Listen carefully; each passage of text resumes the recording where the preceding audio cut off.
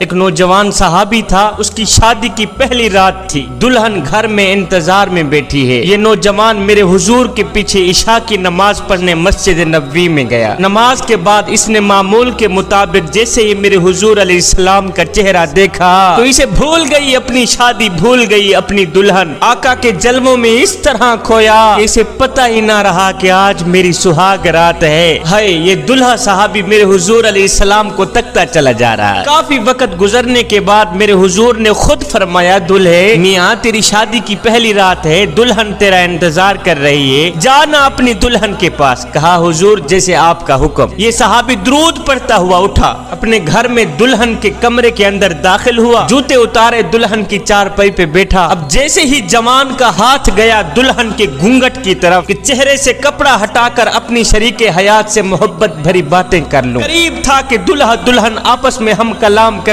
ابھی ہاتھ گھونگھٹ کی طرف جا رہا تھا کہ گھونگھٹ اٹھاؤں تو پیچھے ایک دم مدینے کی گلی سے حضرت بلال کی آواز آئی، مدینے والو جہاد کے لیے حکم آ گیا ہے، تمہیں محمد عربی بلا رہے ہیں۔ بلال نے آواز دی، مدینے والو جلدی باہر نکلو، کل تم نے اپنے سروں پہ کفن باندھ کر محمد عربی کے قدموں پہ اپنی جان قربان کرنی ہے۔ آئے بلال کی آواز سن کر گھونگھٹ کی طرف جاتا ہاتھ رک گیا، قدم چار پئی سے اتر آئے، جوتا پہن کر تلوار ہاتھ میں لی، نوجوان صحابی باہر نکلنے لگا کہ دلہن دوڑ کر قدموں سے لپٹ گئی۔ کہا نوجوان شادی کی پہلی رات ہے، تو نے ابھی میرے چہرے سے نقاب ہی نہیں اٹھایا، میرے سرتاج مجھے چھوڑ کے کہاں جا رہے ہو؟ نوجوان نے جھٹکا دیتے ہوئے کہا، او نادان مجھے مت روک، اس لیے کہ مجھے میرے سرتاج نے بلایا ہے۔ یہ نوجوان سیدھا میدان جنگ میں گیا، جنگ لڑتا رہا، کافروں کو فنار کرتا رہا اور خود بھی سر سے پاؤں تک زخمی ہو گیا، اتنا زخمی ہوا کہ سینے میں نیزہ اس طرح پیوست ہوا کہ یہ نوجوان گھوڑے سے گر گیا۔ جب گھوڑے سے گرا خود کو آقا کی طرف گھسیٹتا چلا جا رہا۔ صحابی قریب آئے، نوجوان کدھر کو جا رہا ہے؟ کہا صحابیو مجھے مت روکو، میرا وقت آخر آ گیا ہے، چاہتا ہوں جس محبوب کے لیے اپنی سہاگ رات لٹائی ہے، اس محبوب کو آتے دیکھا تھا، بس اسی کو جاتے دیکھنا چاہتا ہوں۔ صحابی اس دلہے کو اٹھانے لگے کہ اسے آقا کی طرف لے جائیں، ادھر سے آقا نے آواز دی، صحابیو میرے دلہے کو میرے پاس نہ لے آنا، اسے میرے پاس نہ لے آنا، اس لیے کہ آج میں اپنی امت کے جوانوں کو بتانا چاہتا ہوں کہ جوانوں جو بھی میرے مشن اور دین کے لیے اپنی سہاگ راتیں لٹا دیتے ہیں پھر وہ مجھے ملنے نہیں آتے بلکہ انہیں ملنے محمد خود چل کے جاتا۔ میرے حضور علیہ السلام نے دوسرے صحابیوں کو بلایا، کہا صحابیو آج جس نے دنیا میں جنتی کو دیکھنا ہے وہ میرے دلہے کو دیکھ لے۔ ایک دن حضرت سیدنا موسیٰ علیہ السلام خطاب فرما رہے تھے تو مجمع کے سامنے میں سے ایک شخص گزرا، موسیٰ علیہ السلام نے اس شخص کی طرف اشارہ کرتے ہوئے فرمایا کہ یہ کل مر جائے گا، یہ کل مر جائے گا، اس کی زندگی کا آج آخری دن ہے۔ اسی مجمع میں سے اس شخص کا ایک دوست بیٹھا تھا، یہ دوست اٹھا دوڑ کر گیا اس کے پاس، میاں تیرے لیے ایک بری خبر ہے۔ اس نے کہا کون سی خبر؟ کہا تیری زندگی کا آج آخری دن ہے، تو کل مر جائے گا۔ کہا موسیٰ اللہ کا نبی ہے، اس کی زبان سے جب بھی نکلتا ہے سچ ہی نکلتا ہے۔ موسیٰ نے کہا تو کل مر جائے گا، تو نے کل مر جانا ہے، آج کا دن ہے، تیرے پاس جو کھانا ہے کھا لے، جو پینا ہے پی لے۔ اس نے کہا میاں تیری مہربانی ہے، تو نے مجھے موت سے آگاہ کیا ہے، لہٰذا اب میں بندوبست کر لیتا ہوں۔ اب یہ شخص موت کی بری خبر سن کر اپنے گھر گیا، غلاموں کو کہا کہ جتنا بھی میرا اناج گندم پڑا ہے باہر نکالو۔ اب ساری گندم باہر نکل آئی، اناج باہر نکل آیا، خزانہ باہر نکل آیا۔ اب اس شخص نے کہا غریبوں کو، یتیموں کو، مسکینوں کو اعلان کرو کہ وہ آئیں، اپنی اپنی مرضی سے جو چاہیں وہ لے جائیں۔ غریب آ گئے، یتیم آ گئے، مسکین آ گئے، اب اپنی ہاتھوں کی کمائی آنکھوں کے سامنے لوگ اٹھا کے جا رہے ہیں۔ یہ شخص سورج کو دیکھ رہا ہے کہ ابھی غروب ہوا اور آج ہی میں مر جاؤں گا، آج میری زندگی کا آخری دن ہے، ظہر ہو گئی، عصر ہو گئی، مغرب ہو گئی، عشاء ہو گئی، سورج غروب ہو گیا، ابھی موت کا فرشتہ نہ آیا۔ اب یہ جو خبر دینے والا شخص تھا یہ صبح سویرے گھر سے نکلا کہ میں جاؤں، میرا دوست مر گیا ہوگا، جا کے اس کو غسل دوں، اس کا جنازہ پڑھاؤں، اس کی تدفین کروں۔ وہ گھر سے باہر نکلا، آیا اس مرنے والے دوست کے گھر دستک دی، یہ مرنے والا دوست خود اٹھا، اس نے دروازہ کھولا تو وہ دیکھ کے حیران رہ گیا، او میاں تو نے تو کل مر جانا تھا۔ ہاں جی میں تو زندہ ہوں، دیکھ لو تیرے سامنے نہیں۔ اس نے کہا پھر آج چلتے ہیں موسیٰ علیہ السلام کے پاس۔ یہ دونوں شخص موسیٰ علیہ السلام کے پاس گئے، اس نے کہا حضرت آپ ہی نے تو کل کہا تھا کہ یہ کل مر جائے گا، ابھی تک یہ مرا تو نہیں ہے، ابھی تک تو یہ زندہ ہے۔ موسیٰ علیہ السلام نے دونوں ہاتھ اٹھائے، عرض کیو میرے کریم رب تو نے ہی تو مجھے کہا تھا کہ یہ شخص کل مر جائے گا، ابھی تک یہ مرا نہیں ہے۔ غیب سے آواز آئی، موسیٰ یہ کل مرنے ہی والا تھا، لیکن جب اس نے اعلان کیا کہ میرا سارا خزانہ باہر نکالو، اناج گندم باہر نکالو، یتیموں کو بلاؤ، مسکینوں کو بلاؤ، اللہ کے نام پر سب کچھ قربان کر دو، تو اے موسیٰ ایک یتیم بچہ آیا، اس نے اس کے گھر سے تھوڑی سی گندم اٹھائی، گٹڑی بنا کے سر پہ رکھ کے جا رہا تھا، جاتے جاتے اس کے منہ سے بے ساختہ جملہ نکل گیا، یا اللہ اس کی عمر لمبی کر دے، یا اللہ اس کی عمر لمبی کر دے۔ موسیٰ مجھے حیا آتی ہے کہ بندہ میری مخلوق کی خدمت کرے، میں اسے لمبی عمر نہ دوں۔ موسیٰ اس بچے کی دعا کے صدقے میں نے اس کی 100 سال عمر لمبی کر دی۔ پردیس میں رہنے والوں سے اگر پوچھا جائے میاں تمہارے بال سفید کیوں ہو گئے، تو جواب یہی ملتا ہے جی وہاں کا پانی صحیح نہیں۔ اچھا بال جھڑ کیوں گئے ہیں، کہتے ہیں جی وہاں کا پانی صحیح نہیں۔ یار ابھی سے تمہیں دل کی تکلیف ہونے لگ گئی ہیں، آخر کیوں، کہتے ہیں جی وہاں کا پانی صحیح نہیں۔ تو یار تمہاری نظریں کمزور ہو گئی ہیں، صحت خراب ہو گئی ہے، آخر یہ سب کیوں ہوا؟ تو پردیسی جواب دیتا ہے میاں وہاں کا پانی صحیح نہیں ہے، وہاں کا پانی کڑوا ہے، میرا اللہ جانتا ہے۔ اگر ان پردیسیوں کے اندر جھانک کر کے دیکھ لیں تو دکھوں کے انبار لگے ہوئے ہوتے ہیں، کسی کو بہن یا بیٹی کی شادی کا غم، کسی پردیسی کو ماں کا غم، کوئی بچوں کے سر پر چھت کے لیے مشقتیں کاٹ رہا ہے، تو کسی پردیسی نے اپنے باپ کا قرض اتارنا ہے، کسی نے بچوں کو عمدہ تعلیم دینی ہے، تو کسی پردیسی نے بھوک سے نڈھال بچوں کے منہ میں نوالا دینا ہے۔ اگر ان کے اندر جھانک کر کے دیکھ لیں تو دکھوں کے انبار لگے ہوئے ہوتے ہیں۔ مسجد نبوی کے کونے میں بیٹھا شخص دعا مانگ رہا تھا، یا اللہ میں تجھ سے اس لیے مانگ رہا ہوں کہ تو میرا رب جو ہے، تو میرا مالک جو ہے، اور میرے کریم رب تیرے علاوہ میرا ہے بھی تو کوئی نہیں نا۔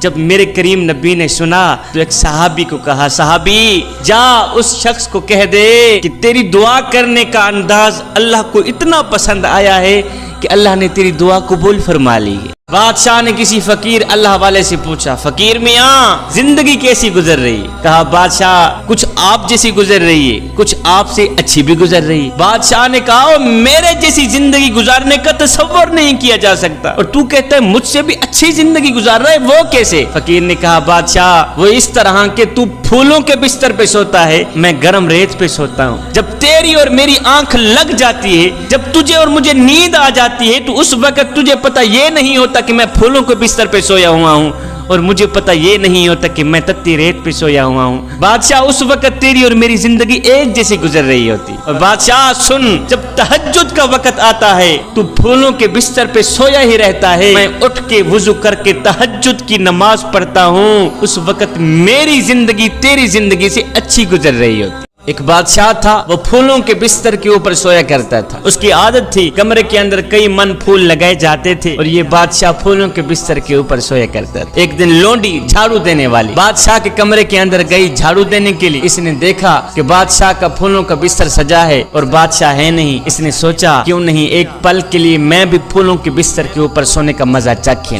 اس لونڈی نے کیا کیا، جھاڑو رکھا نیچے، چڑھ گئی بادشاہ کے پھولوں کے بستر کے اوپر، چڑھ گئی بادشاہ کے پھولوں کے بستر کے اوپر، لیٹی سر رکھا، آنکھ لگی، نیند آ گئی، ادھر سے نیند آئی ادھر سے بادشاہ بھی آ گیا۔ بادشاہ نے دیکھا آئیں 2 ٹکے کی نکرانی بادشاہ کے پھولوں کے بستر کے اوپر چڑھ کے سوئی، اس کی جرت کیسی ہوئی؟ بادشاہ نے سوٹا اٹھایا، مارنے لگ گیا۔ اب بادشاہ اوپر سے مار رہا تھا، نیچے یہ لونڈی روتی بھی ہے ہنستی بھی ہے، روتی بھی ہے ہنستی بھی۔ بادشاہ نے سوٹا رکھا نیچے، کہا پہلے تو یہ بتا کہ تو روئی کیوں ہے، ہنسی کیوں، روئی کیوں ہے، ہنسی کیوں ہے؟ اس لونڈی نے کہا بادشاہ روئی اس لیے ہوں کہ مجھے درد ہو رہی ہے، اور ہنسی اس لیے ہوں کہ اس وقت میں سوچ رہی ہوں کہ جو ایک پل کے لیے پھولوں کے بستر کے اوپر چڑھ کے سوئے اسے اتنی سزا مل رہی ہے، اور جو ساری زندگی پھولوں کے بستر کے اوپر چڑھ کے سوتا رہے اسے کتنی سزا ملے۔ ایک نوجوان تھا 20 سال رب کی نافرمانی کرتا رہا۔ ایک دن میرے اللہ نے فرمایا موسیٰ جا کے اس بندے کو کہہ دو کہ ہم اس سے ناراض ہیں،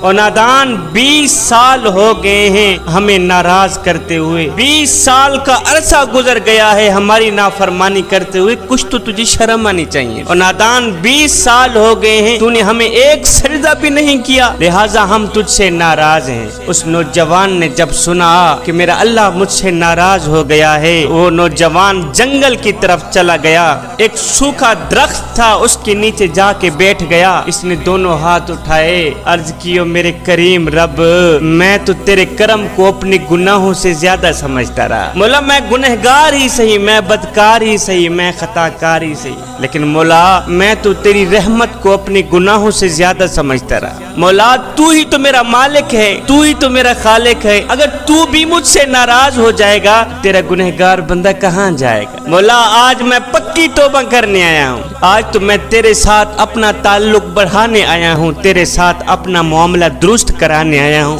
مولا آج میں پکی توبہ کرنا چاہتا ہوں، آج مجھے معاف کر دے، آئندہ کوئی گناہ نہیں کروں گا، آئندہ کوئی گناہ نہیں کروں گا۔ ہے جوانو، نوجوان کے جب اس سچے دل سے آہ نکلی، دعا نکلی، تو میرے اللہ کی رحمت کو جوش آ گیا، میرے اللہ کی رحمت جوش میں آ گئی۔ میرے اللہ نے فرمایا موسیٰ جا کے پھر میرے اس بندے کو کہہ دو کہ میرے گنہگار بندے جو بھی ہماری رحمت پر نظر رکھتا ہے پھر ہم اسے بخش نہ دیں، یہ ہماری رحمت گوارا ہی نہیں کرتی۔ جا ہم نے تجھے معاف کیا، جا ہم نے تجھے بخش دی۔ تیری دعا مانگنے کا انداز بھی کچھ اس طرح کا تھا کہ ہماری رحمت جوش میں آ گئی اور ہم نے تجھے بخش دیا ہے۔ گنہگار تھا، بدکار تھا، سیاکار تھا، 20 سال اس نے غفلت میں گزار دی، 20 سالوں میں اس نے ایک سجدہ بھی اللہ کو نہ کیا۔ اتنی نافرمانی کرنے کے بعد بھی اس نوجوان کے دل سے دعا نکلی، آنکھوں سے ایک آنسو نکلا، ابھی ایک آنسو زمین پر نہیں گیا تھا، میرے اللہ نے اس کو اپنا محبوب پہلے بنا لیا تھا۔ ایک دن میرے کریم نبی کی خدمت میں حضرت ابو ہریرہ روتے ہوئے آئے، آ کر عرض گزار ہوئے، حضور میری ماں آپ کو گالیاں دیتی ہیں، میری ماں آپ کی گستاخی کرتی رہتی ہیں، آپ دعا کریں نا اللہ میری ماں کو بھی ہدایت دے دے، اللہ میری ماں کو کلمہ نصیب کر دے۔ میرے کریم نبی نے دونوں ہاتھ اٹھائے، ادھر سے جیسے ہی میرے کریم نبی نے دعا کے لیے ہاتھ اٹھائے تو ادھر سے ابو ہریرہ نے گھر کی طرف دوڑ لگا دی۔ اب صحابی دیکھنے والے تھے کہ نبی ادھر دعا مانگ رہے ہیں، ابو ہریرہ کا حق تھا نا ساتھ میں بیٹھ کے آمین کی آواز لگاتے، لیکن ابو ہریرہ کے کام دیکھو، نبی کے ساتھ نہیں بیٹھے، گھر کی طرف دوڑتے نظر آ رہے ہیں۔ جیسے ہی ابو ہریرہ نے گھر کی دہلیز پر قدم رکھا تو کیا دیکھتے ہیں، ماں غسل کر رہی ہیں۔ ماں نے جیسے ہی دروازہ کھولا تو اندر سے لا الہ الا اللہ محمد الرسول اللہ کی آوازیں آ رہی تھی۔ ابو ہریرہ نے کہا ماں تو کلمہ پڑھ رہی، کہا چپ کر بیٹے، ابھی تھوڑی دیر پہلے تیرا نبی میرے پاس آیا تھا،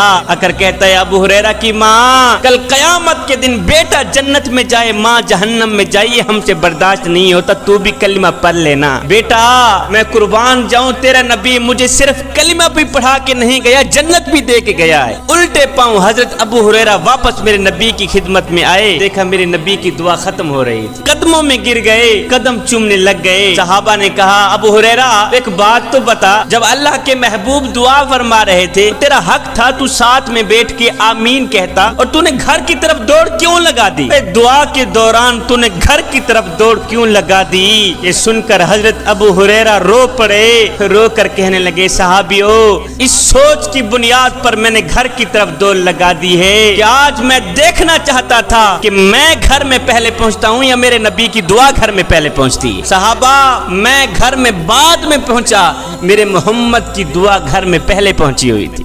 ایک دن میرے حضور علیہ الصلوۃ والسلام مدینے سے گزرے تو ایک شخص گھوڑا لیے جا رہا تھا، وہ گھوڑا تھا خوبصورت، میرے حضور علیہ السلام کو پسند آ گیا۔ میرے حضور علیہ السلام نے فرمایا بیچتے ہو؟ کہا بیچتا ہوں۔ کتنے کا؟ اتنے کا۔ سودا طے ہو گیا، بات چیت ہو گئی۔ میرے حضور علیہ الصلوۃ والسلام نے فرمایا تم یہاں رکو، میں ابھی گھر سے قیمت لے کے آتا ہوں، رقم لے کے آتا۔ میرے حضور علیہ السلام گھر کی طرف روانہ ہوئے تو پیچھے کسی نے اسے رکے ہوئے دیکھا تو پوچھا کیوں کھڑے ہو؟ اس نے کہا جی مسلمانوں کے نبی نے گھوڑا خریدا ہے، وہ رقم لینے گئے، اس کی انتظار میں کھڑا ہوں۔ پوچھا کتنے کا بیچا ہے؟ اس نے کہا اتنے کا بیچا ہے۔ اس نے کہا میں تمہیں زیادہ پیسے دیتا ہوں، یہ گھوڑا مجھے دے دو۔ کہا میں تو سودا کر چکا ہوں۔ کہا کوئی بات نہیں، مکر جانا۔ میرے حضور علیہ السلام کے آنے سے پہلے ہی اس شخص نے اس آنے والے کے ساتھ سودا طے کر دیا، پیسوں کی لالچ میں آ کر اس نے گھوڑا آگے بیچ دیا۔ اتنے میں میرے حضور علیہ الصلوۃ والسلام بھی پہنچ گئے۔ میرے حضور علیہ السلام نے پیسے اٹھائے دیے، کہا جی گھوڑا میرے حوالے کرو۔ اس نے کہا کون سا گھوڑا؟ میں نے تو گھوڑا دیا ہی نہیں، سودا کیا ہی نہیں۔ میرے حضور علیہ السلام نے فرمایا ابھی تو سودا ہوا ہے, میں گھر رقم لینے گیا ہوں. کہا میں نے تو کوئی سودا نہیں کیا. میرے حضور علیہ الصلوۃ والسلام فرماتے تو نے گھوڑا بیچا ہے؟ وہ کہتا میں نے گھوڑا بیچا ہی نہیں. بات بڑھنے لگ گئی, لوگ اکٹھے ہونے لگ گئے, ایک ہجوم سا بن گیا. اب حضور کہے میں نے گھوڑا خریدا ہے, وہ کہے میں نے گھوڑا بیچا ہی نہیں ہے. جب لوگوں کا ہجوم بن گیا تو اس نے کہا اچھا آپ نے گھوڑا خریدا ہے تو مجھے کوئی گواہ دو. اگر تم گواہ نہیں دیتے تو پھر میں قسم اٹھاتا ہوں کہ میں نے گھوڑا بیچا ہی نہیں. جھوٹ تو اس نے پہلے ہی بول رکھا تھا, اب قسم اٹھانا اس کے لیے کوئی مشکل نہیں تھا. اس نے کہا مجھے کوئی گواہ دیں.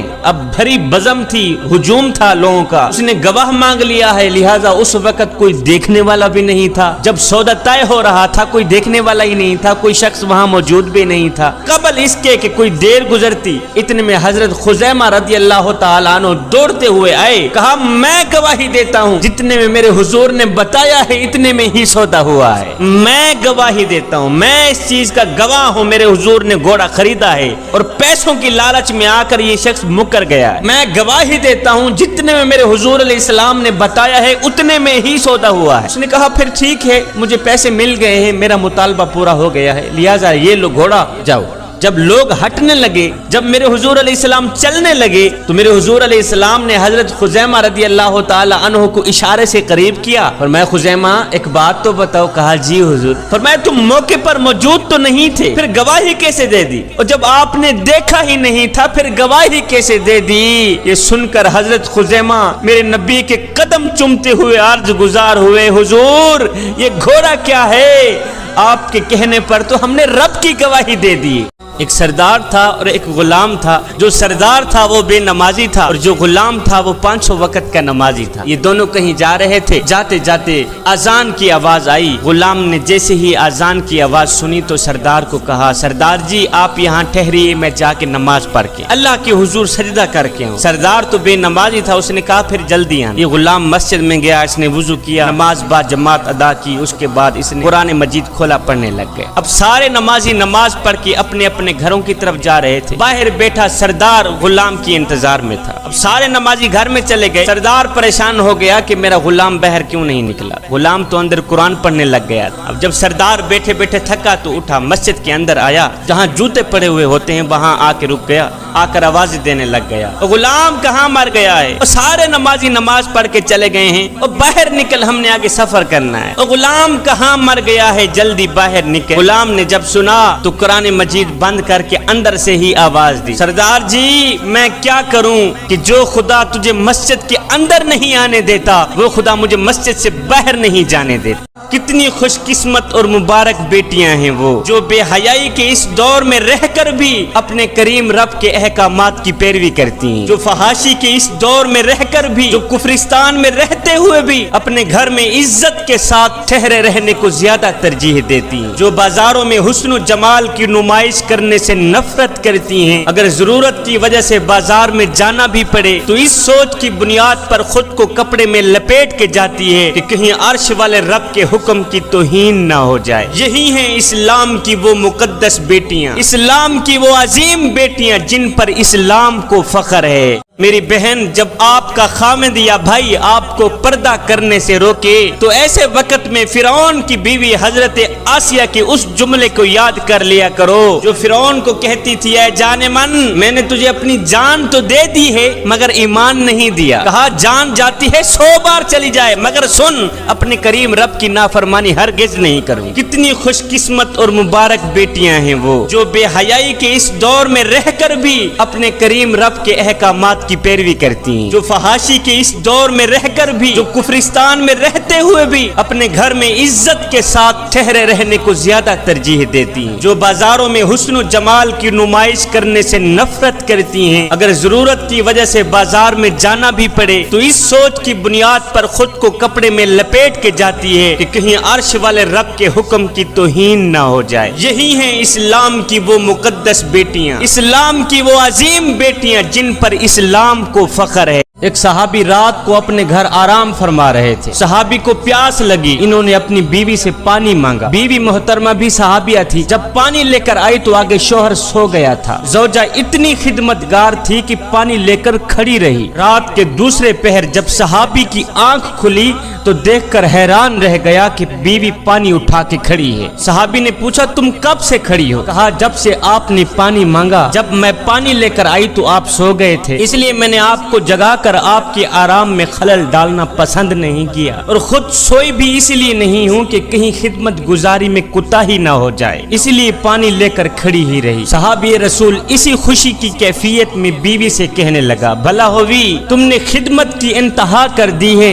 لہذا میں تم سے بہت ہی خوش ہوں، اور اتنا خوش ہوں کہ آج تم مجھ سے جو چاہو مانگ سکتی ہو، میں دینے کو تیار ہوں۔ یہ سن کر صحابیہ نے کہا میرے سرتاج ویسے تو مجھے کسی چیز کی ضرورت نہیں ہے، اگر آپ نے میرا مطالبہ پورا کرنا ہی ہے تو برائے مہربانی آپ مجھے طلاق دے کر رخصت کر دیں، مجھے طلاق دے کر واپس بھیج دیں۔ یہ سنتے ہی صحابی حیران و پریشان ہو گیا کہ آخر بیوی نے ایسا کیوں کہا، بیوی نے طلاق کیوں مانگی؟ صحابی نے کہا میں آپ سے وعدہ کر چکا ہوں کہ میں آپ کا مطالبہ پورا کروں گا، لہذا آؤ چلتے ہیں حضور کی خدمت میں۔ حضور علیہ السلام کے مشورے کے بعد جو بھی فیصلہ ہوگا اس پر عمل کیا جائے گا۔ صبح کے وقت یہ دونوں میاں بیوی گھر سے نکلے، کہاں جا رہے ہیں؟ حضور علیہ السلام کے پاس جا رہے ہیں۔ دونوں جا ہی رہے تھے، راستے میں صحابی کا پاؤں پھسلا، وہ منہ کے بل زمین پہ گر گئے۔ بیوی نے فوراً ہی صحابی کو اٹھایا، اٹھاتے ہی کہا او میرے سرتاج تجھے چوٹ تو نہیں لگی، اور تجھے چوٹ تو نہیں لگی؟ صحابی نے کہا بھلا ہوئی باقی تو سب ٹھیک ہے، لیکن پاؤں میں شدید درد ہو رہی، شدید تکلیف ہو رہی۔ یہ سنتے ہی صحابیہ بیوی نے کہا او واپس گھر چلتے ہیں، اب مجھے طلاق کی کوئی ضرورت نہیں، اب مجھے طلاق کی کوئی ضرورت نہیں ہے۔ کہا وہ کیسے، یہ ماجرا کیا ہے؟ صحابیہ نے کہا مسئلہ یہ ہے کہ میں نے سنا ہے کہ جسے ساری زندگی میں کوئی تکلیف نہ ہو اس کے ایمان میں شک ہوتا ہے، اور جو بھی ایماندار ہوتا ہے وہ تکلیفوں میں ضرور آزمایا جاتا ہے۔ مجھے آپ کے ساتھ رہتے ہوئے اتنا عرصہ گزر چکا ہے، اتنا عرصہ بیت چکا ہے کہ آپ کو کبھی بھی کوئی تکلیف نہیں پہنچی، اس لیے میں نے سوچا کہ ایسے آدمی کے نکاح میں رہنے کا فائدہ ہی کیا ہے جس کا ایمان بھی مشکوک ہو۔ لیکن جب راستے میں آپ کے پاؤں کو چوٹ لگی تو میرا شک دور ہو گیا کہ الحمدللہ آپ بھی تکلیف میں آزمائے گئے ہو۔ ایک شخص نے اپنی بوڑھی ماں کو اپنے کندھے پہ بٹھایا، 7 حج کرائے، 7 حج کرا دینے کے بعد خیال آیا کہ شاید میں نے اپنی بوڑھی ماں کا حق ادا کر ہی دیا ہے۔ رات ہوئی، سویا، آنکھ لگی، نیند آئی،